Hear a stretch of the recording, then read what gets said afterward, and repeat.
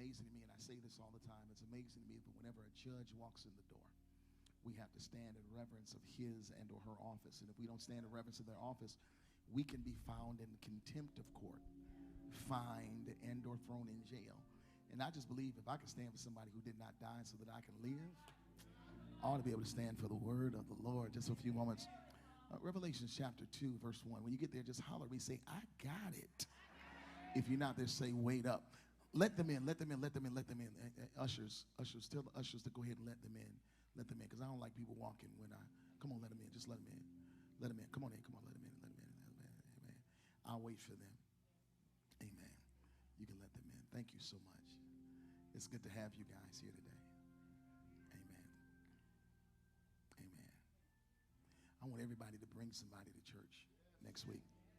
You should always bring somebody to church anyway. I'm going to talk about that starting in December anyway. Excuse me. Revelation chapter number 2. Look at verse number 1. And this is what it says. It says, this is what you must write to the angel of the church of Ephesus. It says, I am the one who holds the 7 stars in my right hand, and I walk among the 7 golden lampstands. He says, listen to what I say. I know everything you have done, including your hard work and how you have endured. He says, I know you won't put up with anyone who is evil.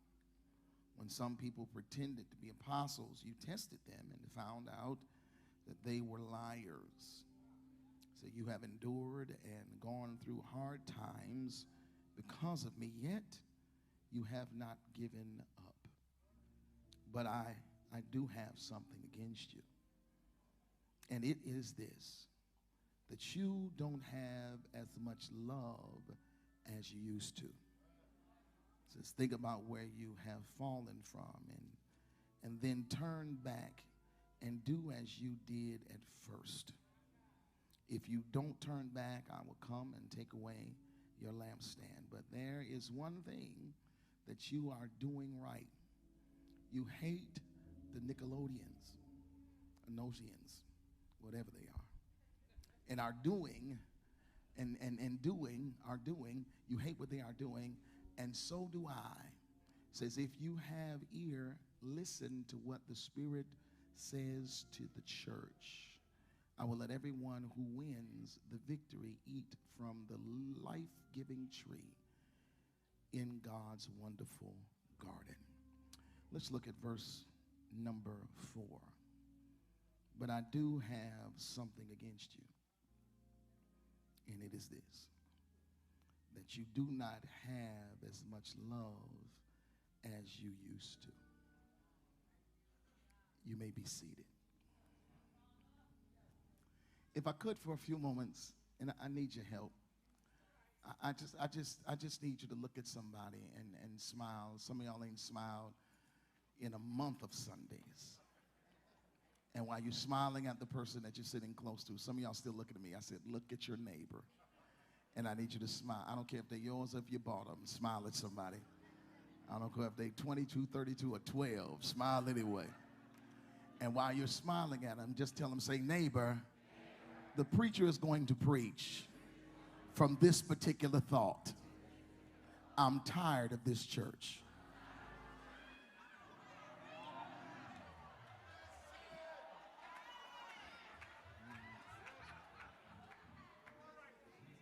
Just look at somebody quickly and just tell them, say, I'm tired of this church.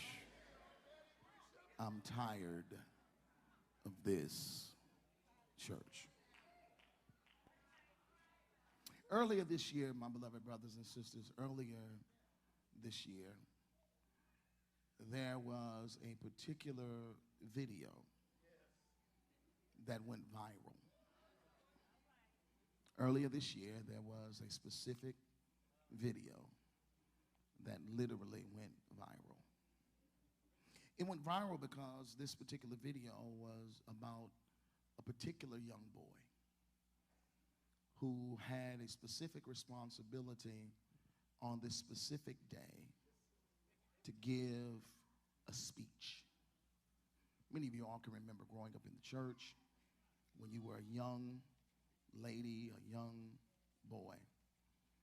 could have been around Easter time or even during the Christmas season, where they gave you in Sunday school a speech that you were supposed to give. However, when this young man walked up, he said something that shocked the entire church that he was at. I don't know what his speech was supposed to have been, but I do know that he said something that literally shocked the entire ministry that he was in. They gave the young lad the microphone, and when he got to the mic, he said these words, "I'm tired of this church."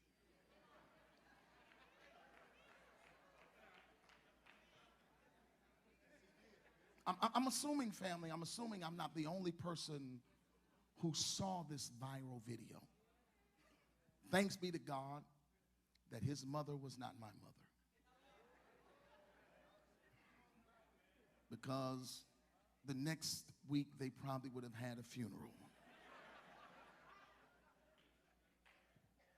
Many of us saw this young man, but as I begin to really examine it, as I begin to look at it even that much the deeper, I begin to see something that I believe that it is imperative and important that I deal with on today, because the reality is that we saw it and that it was humorous to many. However, the reality is, beloved brothers and sisters, is that this young man's statement was real and that it was authentic. I began to look at this particular video that went viral, and I noticed his posture. I began to look at how he walked. I began to look at his tone. And what I begin to see is that this young man begins to display his personal frustration with the church that he was in.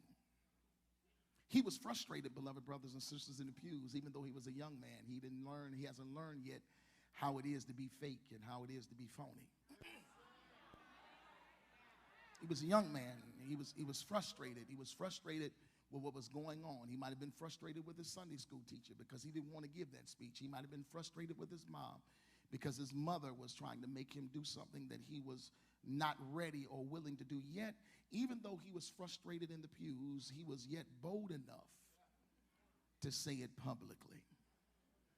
And there are some people that are sitting in the pews today that the reality is they have similar feelings and they have similar emotions as it pertains to the church that they are in. However, the challenge is that they're expressing it among small groups of other individual bitter Christians. But yet and still, they're lacking the boldness of this particular young man. And if you are feeling this way, beloved brothers and sisters, because I believe very strongly that people are feeling frustration from the church. They're feeling frustration as they sit in the pews. And if you are feeling this way, that you're frustrated with some of the things that are happening, frustrated with some of the things that have transpired, you've left ministries because of those frustrations. The reality is can you imagine how God feels about that which he has died for being mismanaged and being used in a way that he never designed for it to be used? Can you imagine the frustration of God as he looks at that which he had bled and died for being managed poorly? The harsh reality, beloved brothers and sisters, is that if you are tired of the church, it is imperatively important that you begin to acknowledge that your frustration, watch this, that it has contributed to the church's illness and its dysfunction. I'm going to say that one more time. If you are tired of the church, you need to also acknowledge that your frustration has contributed to the church's illness and its dysfunction. Because you need to recognize that the church is not a building. Let me pause here for a minute. The church is not a building, even though we are assembling together in this edifice that we come into every Sunday and every Tuesday. The building is not the church. Because this building, if we take up all the pews and if we paint the walls black and we put some disco balls in the building and we throw some lights up in here and we turn and we put poles in the building, and after we put the poles on the floor in the building and we have some scantily clad women dressing a certain kind of way, taking their clothes off, and if we decide to make it rain, it goes from being a club to being a strip place. I can't get no help here. So the building is not the church. What makes the church is the people that assemble in the facility every week. So we need to understand then that if you're tired of the church, beloved brothers and sisters, that illness and or that dysfunction, all of us have contributed to be a part of it, because as believers, we must understand that we are on assignment. Touch somebody, say, I'm on assignment. Oh, y'all ain't talking like you really mean it. I said, touch your neighbor, say, I'm on assignment. God did not save you so that you would just come into this house and hear great music and hear all right preaching. But the reason why he saved you is because he recognizes that you are supposed to be empowered through the word of God to go out and impact the community around you. As a born-again believer, beloved brothers and sisters, our assignment, catch this, is to be fishers of mankind. Our assignment, beloved brothers and sisters, is to advance the kingdom of God by expanding it through our witness. We are responsible and we are supposed to be, watch this, salt and light, as it declares in Matthew chapter number 5, verses 13 through verse number 16. Let me just read it to you quickly from the English Standard Version. I love the way it reads because it comes directly from the Koine Greek. Now understand that English Standard Version says like this. It says, you are the salt of the earth. But if the salt has lost its taste, how shall its saltiness be restored? It says, it is no longer good for anything except to be thrown out and to be trampled under people's feet. You are the light of the world, a city set on a hill that cannot be hid. And I can't get no help up in here. That cannot be hid, nor do people light a lamp and put it under a basket, but on a stand, and it gives light to all in the house. In the same way, let your light shine before others so that they may see your good works, and watch this, and give glory to your Father who is in heaven. My responsibility as a believer is to live the kind of life publicly in the sight of people that when they see me, once they see my life, they ought to give God praise, not because of who I am, but because of who I allowed myself to be because of him. Y'all missed it. I saw it go past you. You are not that special that you are supposed to be getting accolades because of the blessing that God has made you. But you need to understand that your lifestyle is supposed to be of such that when people see you, that they give God glory. Why? Because they see the change that's on the inside of you. You are an ambassador. You are a representative. It ain't about you. Oh, that's a good place to touch your neighbor. Touch your neighbor, tell him, say, it ain't about you. That's why you can't live any old kind of life. That's why you can't walk around here talking about I'm saved, I love the Lord. But then you live in some kind of life. And that's why they label the whole church because of your actions. You need to understand that when your family members don't see you doing right, they ain't going to say, you know, brother so-and-so a trip. They're going to say all them folks over at Chosen Vessel ain't none of them right. Why? Because one bad representation will label all of us. And that's why it's so very important that you live the type of life that is holy and acceptable in the sight of God, not so that it gives the church, the chosen vessel, a good reputation, but so that it gives God a good reputation.